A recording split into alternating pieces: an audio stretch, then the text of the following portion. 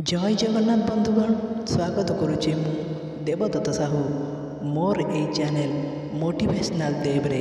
तो बंधुगण जदि आपण मो चैनल रे नुआ आसी तो लाइक सब्सक्राइब करी पाखरे थिबा बेल आइकन को प्रेस करदेवे कहीं एमती नुआ नुआ वीडियो आप सर्वप्रथम देखिपारे। तो चलतु डेरी न करी आज वीडियोटी को आरंभ करवा। डॉक्टर APJ अब्दुल कलाम को केतोटी प्रेरणाप्रद वाक्य आसतु जाना सेगुड़ी कौन। जदि तुम्हें सूर्य परी उज्जवल होगा चाहूच प्रथमे सूर्य परी जली जाओ। तुमर स्वप्न साकार होगा पूर्व तुमको स्वप्न देखा पड़ो। आसतु आज दिन को आपण निज पिला दिंतु जहाद्वारा आमर पिला माने आसंता काली भल हो पारे। स्वप्न स्वप्न स्वप्न स्वप्न गुड़िक चिंताधारा परिणत हुए एवं चिंताधारा कार्य परिणत हुए।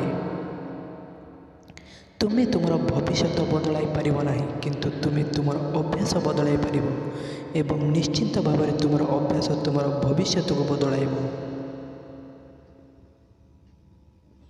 तुमर मिशन रे सफल होगापाई तुम लक्ष्य प्रति तुम एकमात्र मनोभाव रहा आवश्यक।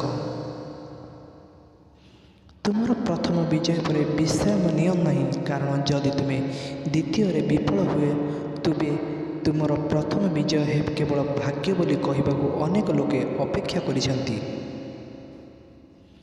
तुमर योगदान बिना तुम्हें सफल हो पार नहीं और तुमर योगदान सहित तुम्हें विफल हो पार नहीं।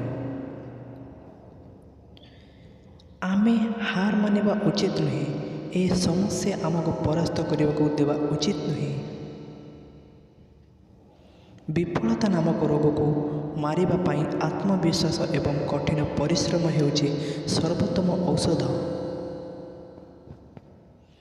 गोटे श्रेष्ठ पुस्तक 100 भल सांग सहित समान किंतु जड़े भल बंधु लाइब्रेरी सहित समान।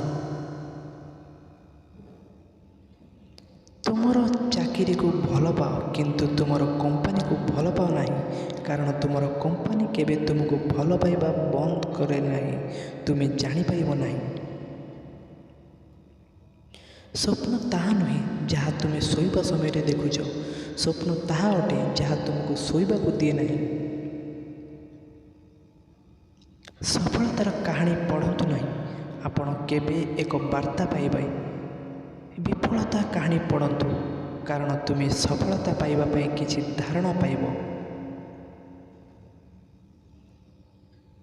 जो माने निज हृदय सहित निजे काम करें नहीं से माने एक खाल अधा सफल हृदय हासिल करती जहाँ चारिआडे विकृता तिक्तता सृष्टि करे। आत्मविश्वास एवं कठिन परिश्रम होउछि विफलता नामक रोग को मारिबा पई औषध। यह आपन को सफल व्यक्ति करिवो। मो दृढ़ भाव में विश्वास करे जे जदि कहीं विफलतार तिक्त बटिकार स्वाद चाखी नाहंती तेबे सफलता पई यथेष्ट आशा करि परिबे नाही। से पर्यंत लड़िबा छाड़तु नहीं जे पर्यंत निजर बाछी लक्ष्य पर्यंत पहुँची नाहंती। जीवन में गोटे लक्ष्य रख सब बेले ज्ञान प्राप्त कर कठिन परिश्रम कर और महान जीवन प्राप्त करने को दृढ़ रुह।